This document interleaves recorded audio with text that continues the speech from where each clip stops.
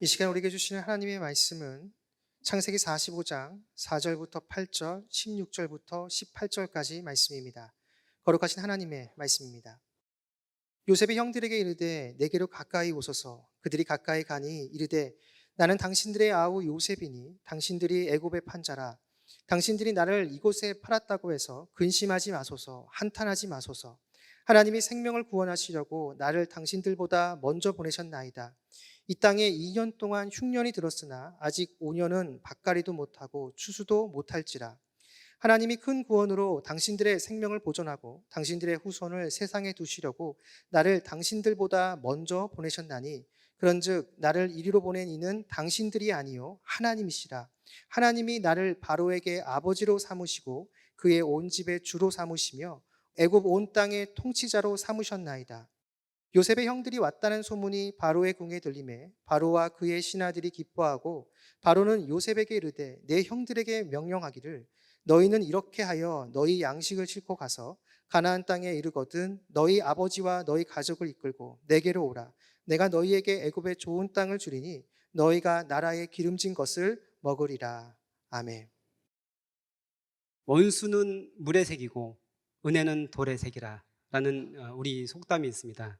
나에게 힘들게 한 사람, 섭섭하게 한 일 등은 최대한 빨리 잊고 나에게 잘해주고 어려울 때 도움을 준 사람의 은혜를 잊지 말고 기억하라는 그런 말입니다.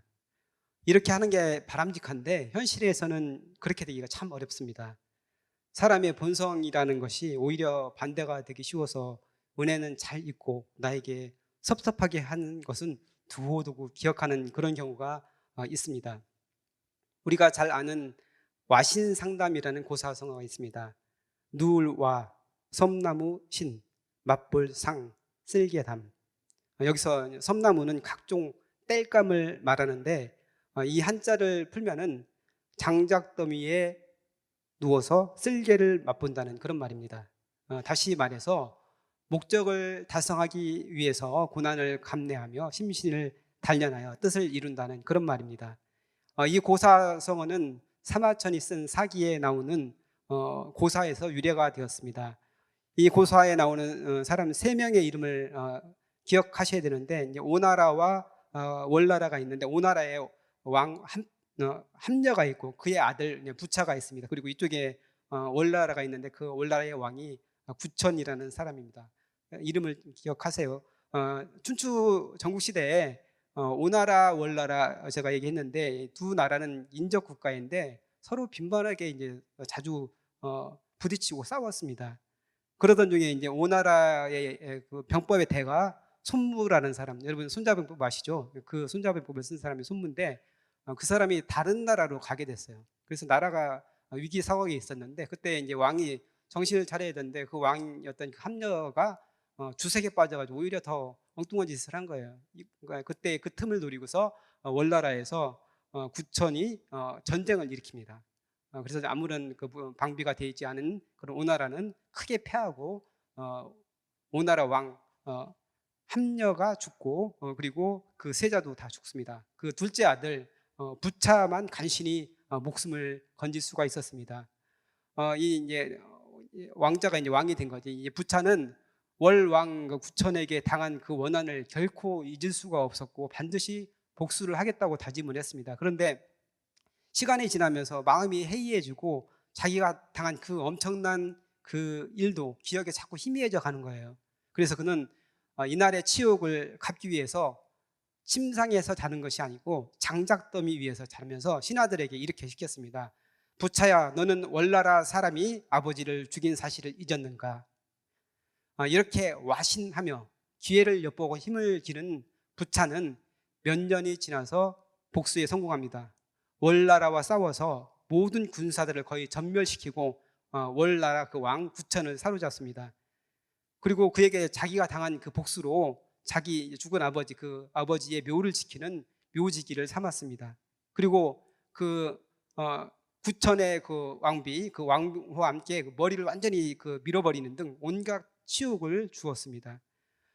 부차의 그 신하 중에서는 후환을 없애기 위해서 구천을 죽여야 된다 이렇게 이야기하는 사람도 있었는데, 하지만 그럼에도 불구하고 이런 수모 그리고 위기 속에서 구사일생으로 구천은 목숨을 건집니다.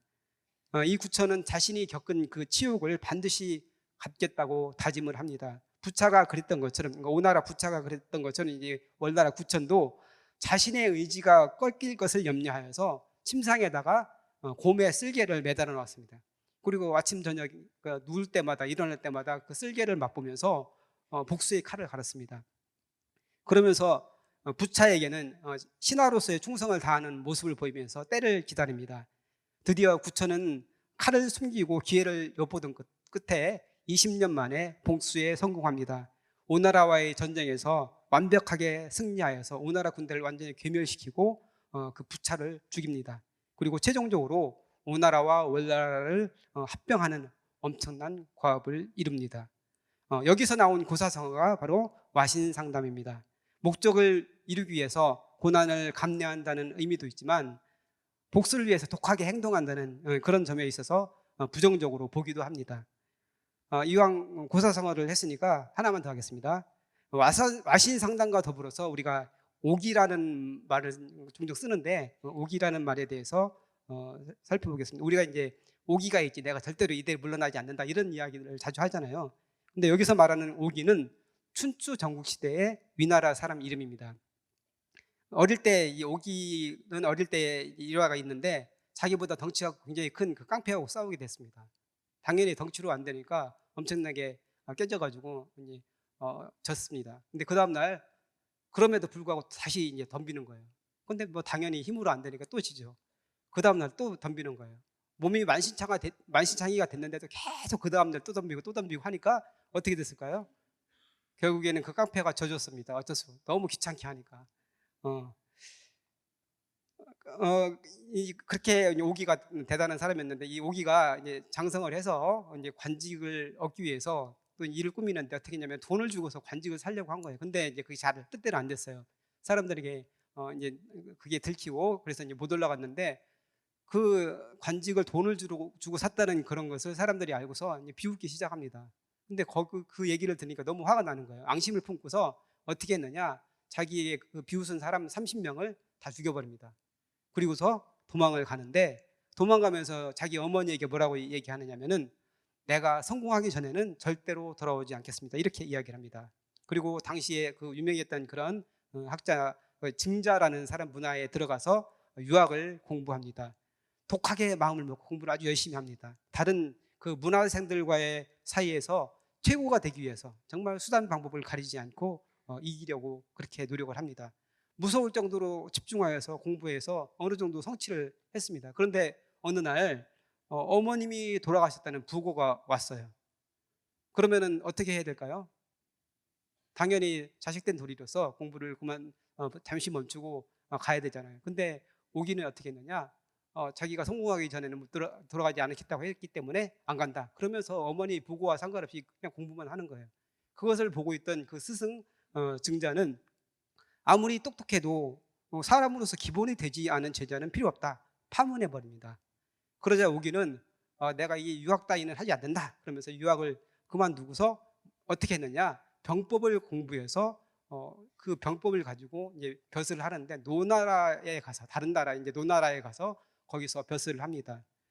그러던 중에 이제 노나라가 이제 전쟁을 하는데 어느 나라와 전쟁을 하냐면 제나라. 그러니까 노나라와 제나라가 전쟁을 하는데 이 옥이라는 사람이 수완이 좋고 또 머리가 좋기 때문에 인정을 받았어요. 사람들한테 이 사람은 똑똑하고 장수를 세우면 굉장히 잘한다 이렇게 인정을 받았는데 이번 전쟁에서는 그 옥이를 쓰지 않는 거예요. 왜냐하면은 그 옥이의 부인이 제나라 사람이었기 때문입니다. 그래서 사람들이 옥이를 쓰지 않는 거예요. 그러니까 옥이가 어떻게 했을까요? 집에 가서 자기 부인을 단칼에 베어버렸습니다. 이렇게 해서 결국에는 장수가 되어서 장군이 되어서 그 전쟁에 나가서 큰 성과를 얻고 인정을 받게 됐습니다. 이렇게 이제 노나라에서 안정적으로 이제 지내는가 했는데 결국에는 그의 과거 행적이 드러나면서 또 노나라에서 또 쫓겨납니다. 이런 그런 섬뜩한 행동은 이해가 잘 되지 않지만 그 전략가로서 그는 꽤 유명한 사람이었다고 합니다. 그래서 오자병법이라는 게 있는데 오자병법을 쓴 사람이 바로 이제 옥이입니다. 그래서 많은 나라에서 인정을 받아서 두루두루 이제 관직을 거치면서 중용을 받았습니다. 그런데 이제 그는 자신의 마지막 죽음까지도 엽기적인 행동으로 마무리가 되는데, 마지막으로 있던 나라가 이제 초나라인데, 그 초나라 도왕이라는 사람이 자기를 인정해줘서 재상으로 인정을 해서 거기서 이제 있었는데, 어느 날 그 도왕이 죽게 된 거예요. 근데 이제 도왕이 죽게 되니까 오기가 했던 그런 그 개혁 정책에 대해서 불만을 품고 있던 사람들이 있었는데, 그 사람들이 이때다 싶어가지고 이제 오기를 향해서 공격을 하는 거예요. 그래서 공격을 받아서 죽게 됐는데, 가만히 생각하니까 이대로 죽으면 너무 억울하거든요. 그래서 어떻게 했느냐, 그 초나라 도왕의 그 시신 위에서 엎어진 거예요. 그 사람들이 이제 화살을 쏘는데, 오기에게 화살을 쏘는데 당연히 오기한테만 화살이 간 게 아니고 엎어져 있는 그 도왕에게도 화살이 간 것이죠. 그래서 이제 오기의 그 노림수가, 이제 오기가 죽은 다음에 이제 빛을 발했는데, 나중에 그 도왕의 장례식을 마치고 나서 새롭게 왕위에 오른 그 초나라 수광은 그 도왕의 시신에 화살을 쏜 사람을 색출해서 처형을 했습니다. 그래서 이 사건에 연루되어서 처형당한 사람이 얼마나 되느냐, 무려 70여 가문이나 멸문이 되었다고 합니다. 정말 대단한 오기지 않습니까? 학자들 중에는 오기의 이런 이야기들은 허위이거나 과장된 것들이 많을 것이다, 이렇게 이야기하는 분도 있습니다. 하지만 우리가 오기를 부린다 이렇게 할 때 쓰는 것처럼, 오기는 자신의 성공과 성취를 위해서는 어떤 말이라도 하는 사람이었던 건 맞는 것 같습니다. 여러분, 그 오기의 이런 태도와 삶에 대해서 어떤 생각이 드십니까? 불굴의 의지로 성공을 했으니까 그 노력을 높이 사야 된다, 이렇게 생각하십니까? 요즘 뭐 세상 사람들은 그렇게 생각하는 사람도 있을 거예요. 하지만 우리 그리스도인들은 그렇게 생각하면 안 됩니다. 예수님께서는 사랑과 섬김, 낮아짐과 희생을 말씀하셨지, 수당반복 가리지 않고 무조건 성공하라고 이렇게 말씀하지 않으셨습니다. 그러면 요즘 우리 주위에 오기와 같은 사람이 혹시 있지 않나요? 자기중심적이고 성공을 위해서라면 어떤 일이라도 할 준비가 되어 있고, 그리고 다른 사람이 어떻게 되든 말든 나만 잘 되면 된다 이렇게 생각하는 사람, 그리고 행동하는 이런 사람들이 주위에 혹시 있지 않습니까? 이런 사람을 우리는 심리학용어로 소시오패스라고 합니다. 반사회적인 성격 장애로, 이 사람들의 특징은 흉악 범죄를 저지르고서도 자신의 행동에 대해서 죄책감이 없고 타인에 대한 동정심이 없는 그런 사람을 말합니다. 사이코패스와 비슷한데, 다른 점은 사이코패스는 이런 흉악 범죄를 저질렀으면 그게 뭐 잘못된 것이라는 개념 자체가 없는 사람이 사이코패스예요. 조금 이제 다른 거죠. 그런데 우리 주위에 소시오패스 성향을 보이는 사람들이 굉장히 많다고 합니다. 우리 일상 속에 함께 있는 매우 평범해 보이는 그런 사람이 소시오패스일 수 있다고 합니다. 인구 25명 중 1명이 소시오패스일 가능성이 있다고 합니다. 어린 시절 부모로부터 잘못된 양육이나 학대 등 사랑을 제대로 받지 못했거나 불우한 환경에서 자란 그런 사람에게서 이러한 성향들이 보일 수 있다고 합니다. 제가 인터넷을 검색해 보다 보니까 이제 소시오패스 성향을 가진 사람의 특징 그 8가지가 나오더라고요. 그래서 그걸 한번 제가 적어왔는데 한번 들어보시고, 혹시 주위에 이런 사람이 있는지 한번 살펴보시기 바랍니다. 첫 번째, 베푸는 사람 같지만 알고 보면 매우 계산적이다. 두 번째, 상대를 반드시 이겨야 하는 대상으로 여긴다. 세 번째, 자주 약속을 어긴다. 이제 주로 정치인들이 이런 경우가 많은데, 자신의 야망을 위해서 자기가 한 약속을 헌신짝 버리듯이 이렇게 버리는 사람들입니다. 그리고 네 번째, 카리스마가 있고 리더십이 강한 것 같지만 자신을 과대 포장하는 데 능하다. 다섯 번째, 자신의 잘못이 들통나면 동정심에 호소한다. 여섯 번째, 반드시 복수한다. 이 사람은 다른 사람의 그런 감정이나 이런 아픔을 공감하지 못하지만 자기에게 잘못하는 것에 대해서는 견디지를 못하는 이런 사람들이에요. 그리고 일곱 번째, 거짓말에 능하고 양심의 가책을 못 느낀다. 여덟 번째, 스스로 대단한 사람이라고 믿는 병적인 자기애적 인격 장애를 가지고 있다. 어떻습니까? 여러분 주위에 이런 사람이 혹시 있나요? 네. 이렇게 여러 가지 특징을 제가 얘기했지만, 가장 중요한 점은 이런 사람들은 다른 사람의 아픔을 공감하지 못한다는 거예요. 늘 자기 중심으로 생각하고 자기가 제일 중요하고 다른 사람을 자신을 위한 도구로 사용하며 그 사람이 어떤 아픔과 어려움을 느끼는지 공감하지 못하는 사람이라는 것입니다. 보통 사람들이 가지고 있는 감정, 다른 사람의 슬픔에 같이 슬퍼하고 다른 사람의 기쁨에 같이 기뻐하는 이런 거를 갖지 못한 사람들이라는 것이죠. 제가 이제 와신 상담부터 소시오패스까지 꽤 길게 이제 이야기를 했는데요. 왜 이런 이야기를 했느냐면은 오늘 우리가 읽은 본문에 나오는 요셉은 그 자라난 환경으로 봤을 때 오기와 같은 사람이 되거나 아니면은 와신 상담에 나오는 그 주인공들처럼 복수의 칼을 갈고 소시오패스가 될 가능성이 충분한 그런 사람이기 때문입니다. 그런데 성경의 인물 중에서 요셉처럼 정말 모범적이고 바르고 이상적인 인물이 있을까 싶을 정도로 그의 성품과 인격은 정말 훌륭합니다. 오늘 본문은 요셉이 애굽의 총리로 있으면서 자신을 애굽에 판 그 형들 앞에서 자신의 정체를 드러내는 장면입니다. 형들을 만난 요셉은 지나간 일들이 주마등처럼 이렇게 지나가는 거예요. 자신의 현재 위치는 애굽의 총리지만 그동안 노예로서 그리고 죄수로서 그 살았던 삶을 생각하면 얼마나 억울하고 마음이 힘들었을까요?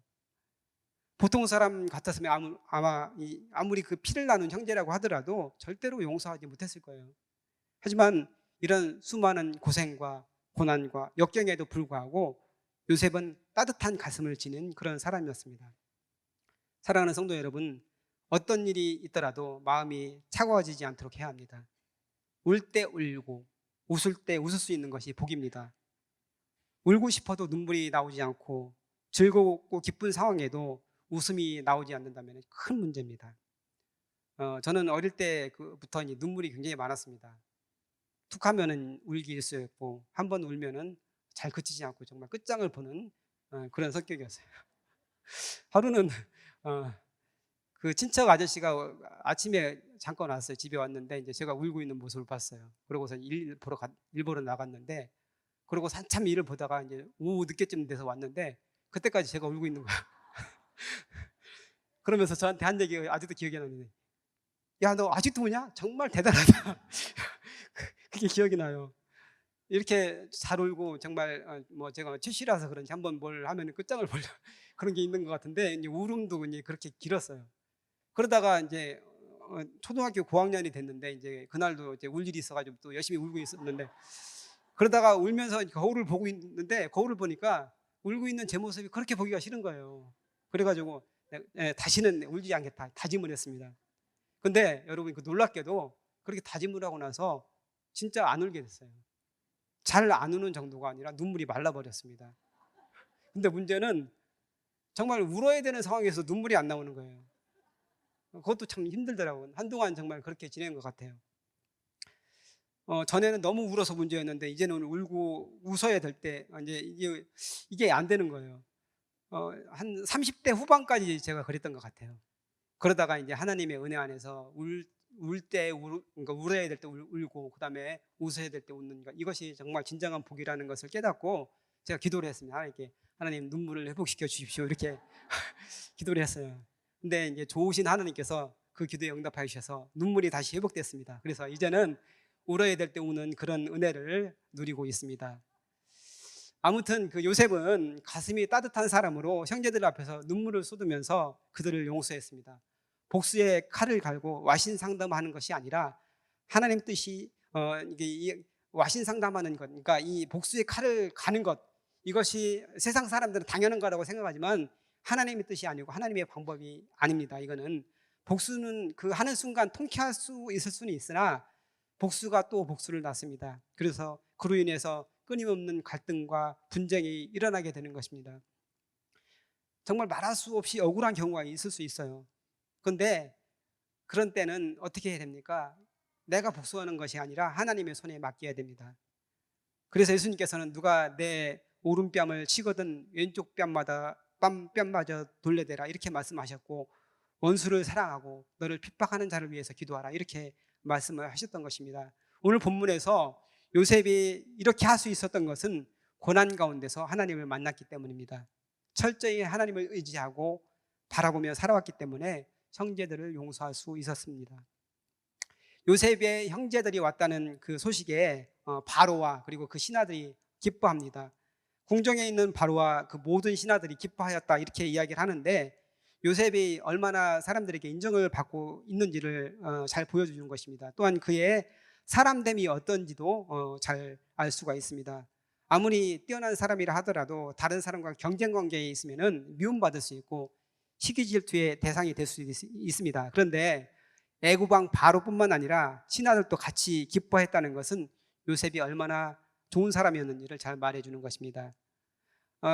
바로가 요셉의 형제들이 왔다고 했을 때 그 이야기를 듣고서 바로가 요셉을 위해서 어떤 일을 세 가지 약속을 했는데 이 이야기를 보면 정말 바로가 얼마나 요셉을 신뢰했는지를 잘 알 수 있습니다. 첫 번째로는 좋은 땅을 줄 테니 가족을 모셔오라 이렇게 얘기했습니다. 이제 거주지를 준다는 거죠. 두 번째로 그 땅에서 기름진 것을 먹도록 하겠다, 양식을 제공하겠다는 겁니다. 그리고 세 번째로 모셔올 수 있는 수레를 보내주겠다 이렇게 이야기합니다. 교통편까지 제공해 주겠다는 그런 겁니다. 19절 말씀입니다. 이제 명령을 받았으니 이렇게 하라. 너희는 애굽 땅에서 수레를 가져다가 너희 자녀와 아내를 태우고 너희 아버지를 모셔오라.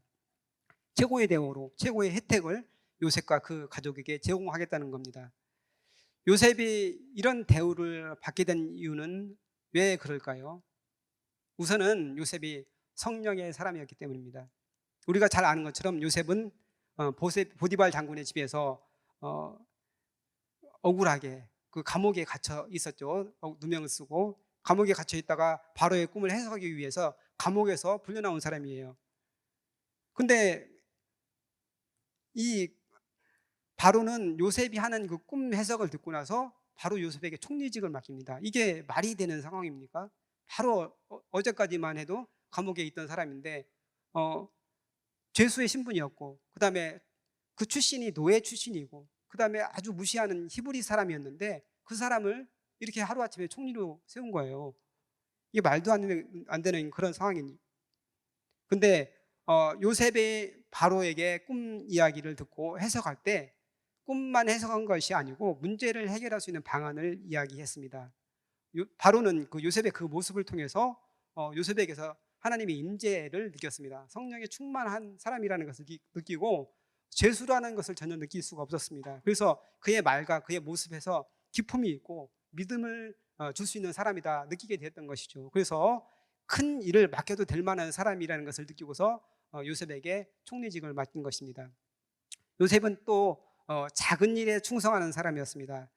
보디발 장군의 집에 있으면서 가정총무, 그리고 옥에 있으면서 죄수 총무의 직임을 성실하게 최선을 다해서 감당했습니다.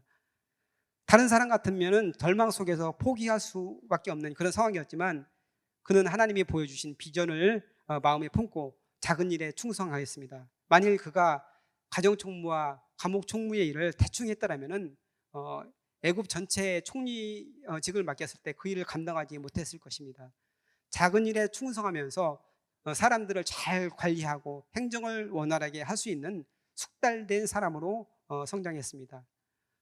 노예와 죄인이라는 천하고 고통스러운 자리를 요셉은 미래를 준비하는 자리로 만들었던 것입니다.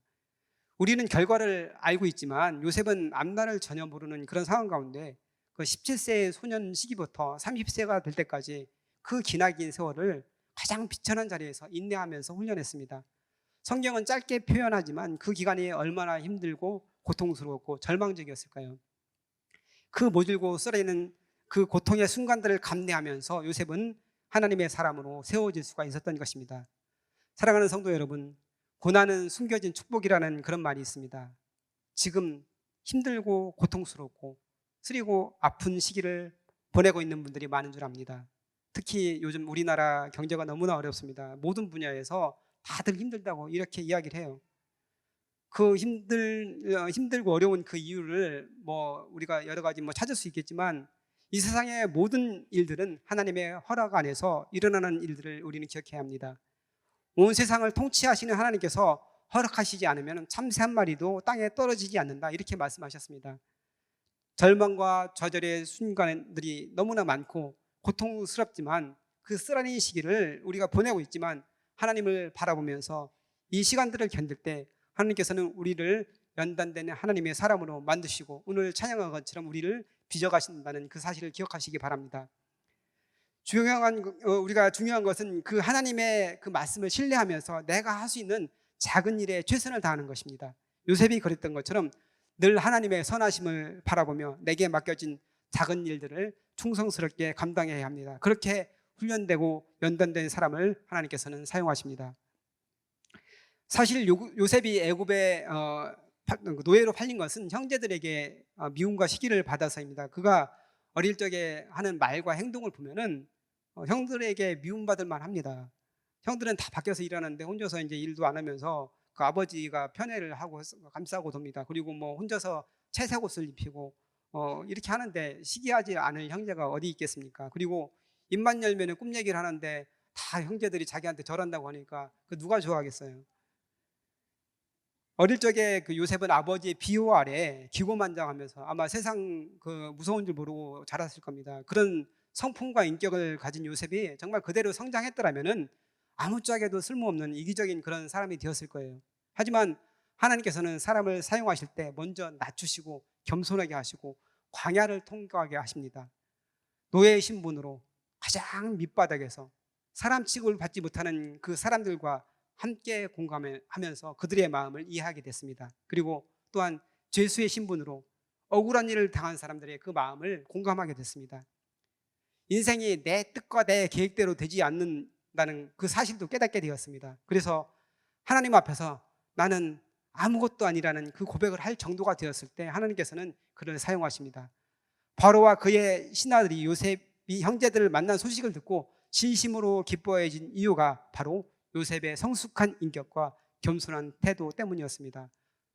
아무리 겸손한 척해도 아무리 자신을 낮추는 척해도 사람의 인격과 됨됨이는 드러나게 되어 있습니다.